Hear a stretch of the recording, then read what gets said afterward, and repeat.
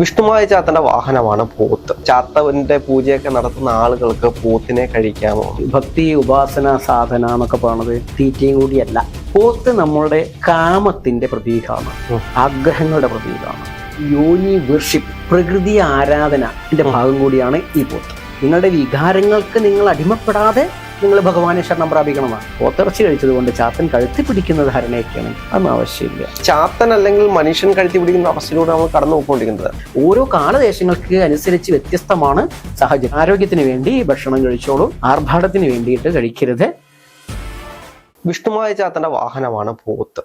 അപ്പം ഒരുപാട് പേർക്ക് പലപ്പോഴും പല കമന്റിലും ചോദിച്ചിട്ടുള്ളതാണ് ഈ ഇങ്ങനെ, അതായത് ചാത്തവന്റെ പൂജയൊക്കെ നടത്തുന്ന ആളുകൾക്ക് പോത്തിനെ കഴിക്കാമോ? പോത്തിനെ നേരിട്ട് കഴിക്കാൻ പറ്റില്ല, പാകം ചെയ്തിട്ട് കഴിക്കാമോ എന്ന് ചോദിച്ചിട്ടുണ്ടാകാം. നമ്മള് എപ്പോഴും പറയാം, അല്ല, ഇതിനകത്തെല്ലാം അവർക്ക് സംശയങ്ങളാണ്. ഇങ്ങനെ ചെയ്താൽ ദോഷമാണോ? അതല്ലെങ്കിലും വിശ്വാസികളെ സംബന്ധിച്ച് ഈ മത്സ്യമാംസാలు കഴിക്കുന്നത് വലിയ സംശയങ്ങളാണ്. അതുകൊണ്ട് തന്നെ എപ്പോഴും നമ്മൾ പറയാറുണ്ട്, ഈ ഭക്തി ഉപാസന സാധന എന്നൊക്കെ പറയണത് തീറ്റയും കൂടിയല്ല, അത് മറ്റൊരു വിഷയമാണ്.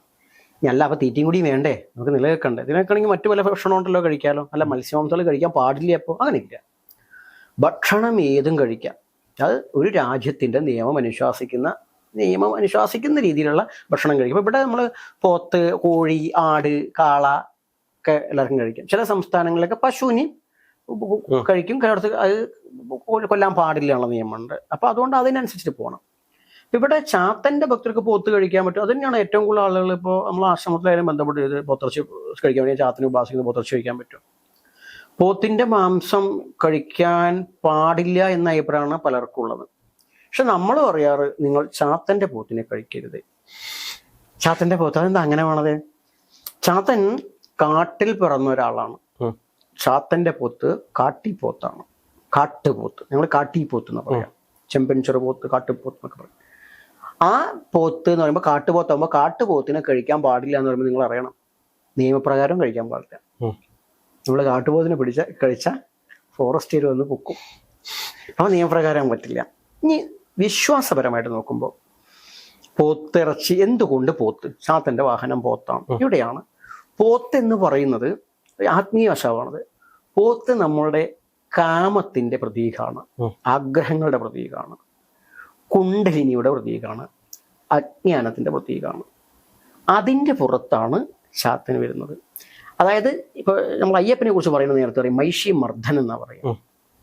എരുമയെ മെരുക്കി, പോത്തിനെ മെരുക്കി, എരുമയുള്ള പോത്തെടുത്ത് പോത്തിനെ മെരുക്കി. ഈ പോത്തുമ്പോൾ അജ്ഞാനത്തെ മെരുക്കുന്നതാണ് അത്. അപ്പൊ അതുപോലെ ചാത്തൻ വെച്ചാൽ അജ്ഞാനത്തെ അമർത്തി ജ്ഞാനം കൊണ്ട് കടന്നു വരുന്നവനാണ്. ആഗ്രഹങ്ങളെയൊക്കെ അടക്കി അതിൻ്റെ മുകളിലാണ് ഇരിക്കുന്നത്. പിന്നെ എന്താ പറയുക, നമ്മളിപ്പോ വലിയൊരു യോഗ പദ്ധതി ഉണ്ട് ഈ ചാത്തൻ സമ്പ്രദായം. ചാത്തൻ എന്ന് പറഞ്ഞു കഴിഞ്ഞാൽ ചാത്തന്റെ ഒരു പീഠം, വട്ടപ്പീഠ വെക്കുക. തന്ത്രശാസ്ത്രത്തിലെ ബിന്ദു എന്നാ പറയുക.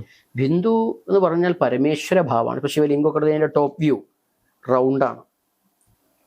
ശിവലിംഗത്തിന്റെ ടോപ്പ് വ്യൂ ഒരു പ്ലാൻ റൗണ്ടാണ്. അപ്പൊ അങ്ങനെ വരുന്ന സമയത്ത് ഈ ബിന്ദു എന്ന് പറഞ്ഞു കഴിഞ്ഞാൽ ഈ ഒരു ശിവപൊരുള് കൂടിയാണ്, ചത്തൻ സത്യസ്വരൂപമാണ്.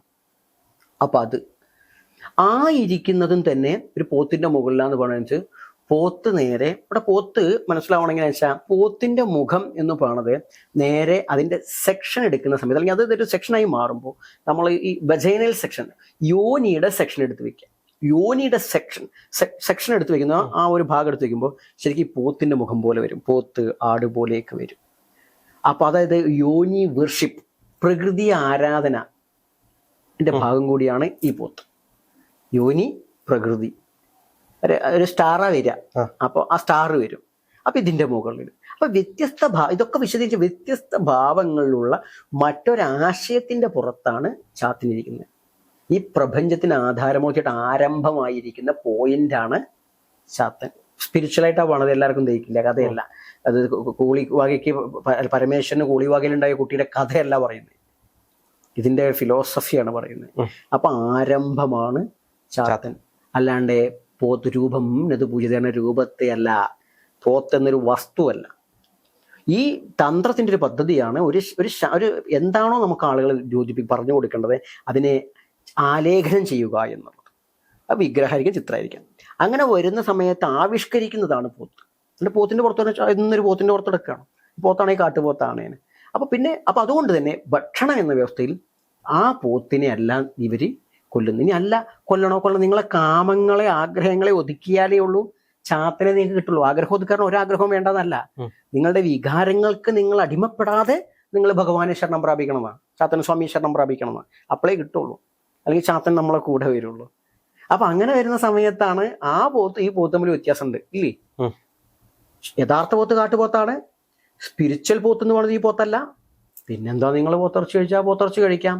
ചില ആളുകളുടെ പോത്തിറച്ചിയുടെ ബിസിനസ് പോലും നടത്താൻ പറ്റില്ല എന്നുള്ള ആൾക്കാരൊക്കെ ഉണ്ട്. അവന്റെ പണി ഇല്ലാണ്ടാവില്ലേ. അപ്പൊ ഈ പോത്തിനെ ഒതുക്കുന്നതിന് കുഴപ്പമില്ല. തോറ്റം പാടുമ്പോഴാണ് പോത്തിന് വലങ്കൊമ്പ് പിടിക്കാനാ വേണം, പോത്തിനെ മെരിക്കാനാ പറയുന്നത്. തോറ്റം പാടുന്ന നേരത്ത് പോത്തിനെ മെരിക്കലേ ചാത്തനെ കീഴ്പ്പെടുത്താൻ പറ്റുള്ളൂ.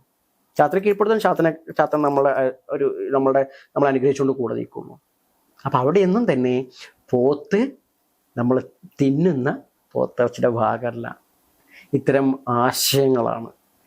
ആ ആശയങ്ങൾ തന്നെയാണ്. ഇത് തന്ത്രശാസ്ത്രമാണ്, ഇതൊക്കെ ട്രൈബൽ തന്ത്രത്തിന്റെ ഭാഗം ഇതാണ്. അപ്പൊ ഇവിടെ ഏതെങ്കിലും ഒരാൾ പോത്തിറച്ചിനുമ്പോൾ ഇനി ഒരിക്കലും ഭയപ്പെടേണ്ട ആവശ്യമില്ല. പോത്തിനെ ചാത്തനെ വിളിക്കാൻ പറ്റുമോ? ഒരു കുഴപ്പമില്ല. പിന്നെ എവിടെയാണെന്ന് ചോദിച്ചു കഴിഞ്ഞാൽ ഈ ചാത്തനൊക്കെ പറഞ്ഞ ഊർവര ദേവതയാണ്, കൃഷിയുമായി ബന്ധപ്പെട്ട ദൈവമായിട്ടാണ് പറയാം ആദിമ ദൈവസങ്കല്പങ്ങളിൽ.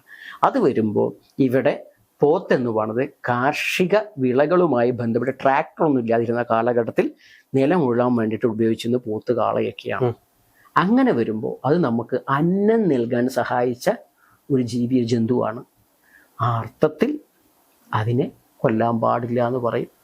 ഇനി പൊയ്കയിൽ അപ്പച്ചനെ പോലെയുള്ള നവോത്ഥാന നായകര് അവരെ സംബന്ധിച്ച് അവർ പറയുക എന്താ വെച്ചാൽ അവരുടെ പൂർവികർക്കൊപ്പം വയലിൽ ഉഴുന്ന നേരത്ത് ഒപ്പം നിന്നിരുന്നത് കന്ന് എന്നാ പറയാ, പോത്താണ്. നമുക്കൊപ്പം ഒരുപോലെ നഖം വലിച്ചതായതുകൊണ്ട് നമ്മുടെ സഹോദരനാണ് പോത്ത്. അതുകൊണ്ട് പോത്തിനെ കൊല്ലരുത് എന്ന് പറഞ്ഞത് അതിൻ്റെ സ്നേഹഭാവം വേറെയാണ്. അത് ചരിത്രവും ഒക്കെ ആയിട്ട് ഇണച്ചേർന്ന് നിൽക്കുന്നതാണ്.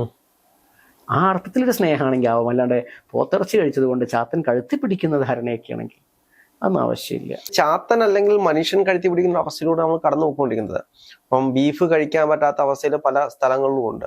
അപ്പൊ അതെന്തുകൊണ്ടാണ്? അതും സ്പിരിച്വാലിറ്റിയും തമ്മിൽ എന്താണ് ബന്ധം? അവിടെയും ബീഫ് എന്ന് പറയുമ്പോൾ അവർ വേണത് ഗോമാംസമാണ്. അവർ പറഞ്ഞത് ഈ ഗോമാംസം അതൊക്കെ സത്യത്തിൽ നമ്മൾ മനസ്സിലാക്കിയത് ഇത്തരം പ്രശ്നം ഉണ്ടാക്കുന്ന ആളുകൾക്കൊന്നും ധർമ്മം അല്ല, അവരൊന്നും ഗ്രന്ഥം വായിച്ചിട്ടില്ല. ഗോമേധങ്ങൾ നടന്ന നാടാണ് ഭാരതം. ഗോമേധം എന്ന് പറഞ്ഞാൽ പ്രത്യക്ഷത്തിൽ പശുക്കളെയാണ്. അത്രയും ശ്രേഷ്ഠമായ വസ്തുവിനെ ബലി കൊടുക്കുന്നതാണ് ഗോമേധം. അതും വൈദിക യാഗത്തിൽ അറക്കുകൂടിയല്ല ചെയ്യുക, തലക്കടിച്ചു കൊല്ലുക ചെയ്യുക. ഗോമേധം അപ എടുക്കാൻ വേണ്ടി ഗോമേധം നടത്തുമ്പോൾ ഈ വൈദിക യാഗം എന്ന് പറയുന്നത് ബ്രാഹ്മണിക്കൽ യാഗം. അതെ അവരുടെ യാഗങ്ങൾ അവിടെയാണ് പശുവലമ്പത്തിനുമായിട്ട് ഗോമേധത്തിന് പശുവിനെ കൊടുക്കുക, നരമേധത്തിന് മനുഷ്യനെ അവർ ബലി കൊടുക്കുക, ശുനവേഷനെ വില കൊടുത്ത് വാങ്ങിക്കൊണ്ടുപോകുന്നൊക്കെ ഇവിടുത്തെ പുസ്തകങ്ങളിലുള്ളതാണ്. ഇത് നമ്മൾ പറയുമ്പോൾ മോശമായിട്ട് കാണണ്ട, അങ്ങനെ ഉണ്ടായിരുന്നു കണ്ടാൽ മതി. അപ്പൊ അങ്ങനെ ഉണ്ട്. അശ്വമേധത്തിന് അശ്വത്തെയാണ്, കുതിരയാണ്, രാജാവിന് പകരം കുതിരയാണ്. ഇതൊക്കെ അതിന്റെ ആത്മീയവശം വേറെയാണ്. അവിടെയാണ് ആത്മീയവശം വേറെയാണ് എന്ന് പറയുമ്പോൾ അവിടെയാണ് പോയിന്റ്. പശുവിനെ കൊന്നാൽ അല്ലെങ്കിൽ മാംസം കഴിച്ചാൽ അയാളെ തല്ലി കൊല്ലും, അയാൾ ഉപദ്രവിക്കും. ദളിതുകളും മറ്റുള്ള ആളുകളൊക്കെ ഒരുപാട് ഉപദ്രവിക്കപ്പെടുന്ന രാജ്യത്ത് നമ്മൾ ജീവിച്ചിരിക്കുന്നത്. അപ്പൊ ആ പശു എന്ന് പറയുന്നത് എന്താണ്? പശു അല്ല ഗോ എന്ന് പറയുമ്പോൾ അപ്പൊ പറയല്ല ഈ ഗോമയത്തിലെ ഗോ എന്ന് പറഞ്ഞു കഴിഞ്ഞാൽ പശുവല്ല, അപ്പൊ അത് പശുവല്ല. അല്ല, ഗോവധത്തിലെ പശു ഗോ ആണ്. അതെങ്ങനെ ശരിയാവും?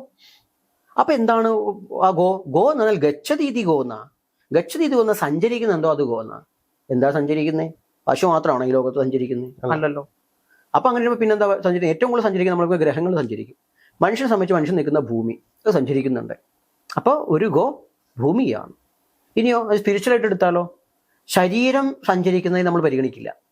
ആത്മാവ് ഒരു ശരീരത്തിൽ നിന്നും മറ്റൊരു ശരീരത്തിലേക്ക് സഞ്ചരിച്ചുകൊണ്ടിരിക്കുന്നു. അപ്പൊ ഇവിടെ ഗോ എന്താണ്? ആത്മാവാണ്. ആത്മാവിനെ ഹനിക്കാൻ പാടില്ല. ആത്മാവിനെ ഹനിച്ചാലൊട്ടത് ഹനം സംഭവിക്കില്ല. ഇനം ചിന്തന്തി അത്ര ഇനം ദഹതി പാവക എന്ന് കൃഷ്ണൻ പറഞ്ഞ പോലെ അവിടെ ആത്മാവിനെ ഹനിക്കാൻ കഴിയില്ല.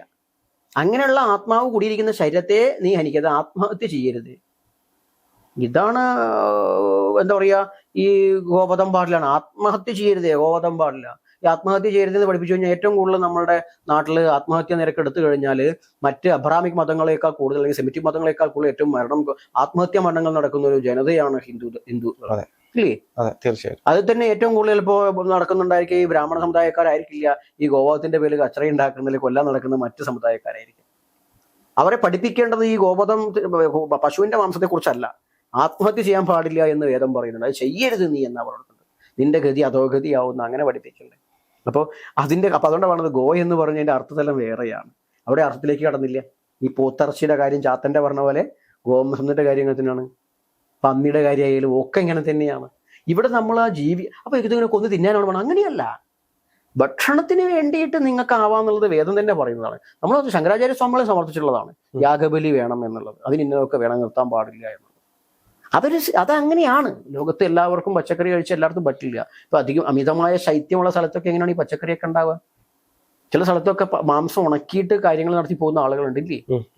അപ്പൊ അവിടെ ഈ പച്ചക്കറിയും അല്ലെങ്കിൽ മറ്റുള്ള സാധനങ്ങളൊന്നും ലഭ്യമല്ല.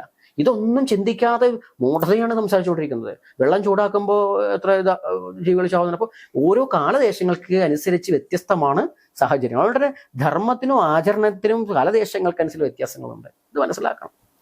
ഓരോ ടേസ്റ്റാണ്, അഭിരുചികൾ വ്യത്യസ്തമാണ്.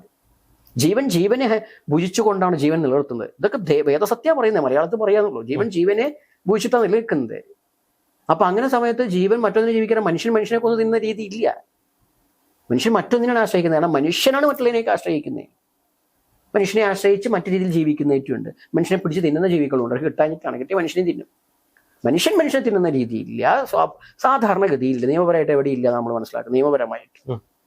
അപ്പൊ അതുകൊണ്ട് ഗോമാംസമല്ല, അജമാംസമല്ല, എന്ത് മാംസമാണ് ശരി, ഇതൊന്നുമല്ല ഇവിടെ ധർമ്മം ജ്ഞാനികൾ പറഞ്ഞു വെച്ചത്. അതിൻ്റെ പേരിൽ ആരെങ്കിലുമൊക്കെ ഉപദ്രവിക്കുന്നെങ്കിൽ അതൊരു രാഷ്ട്രീയമാണ്.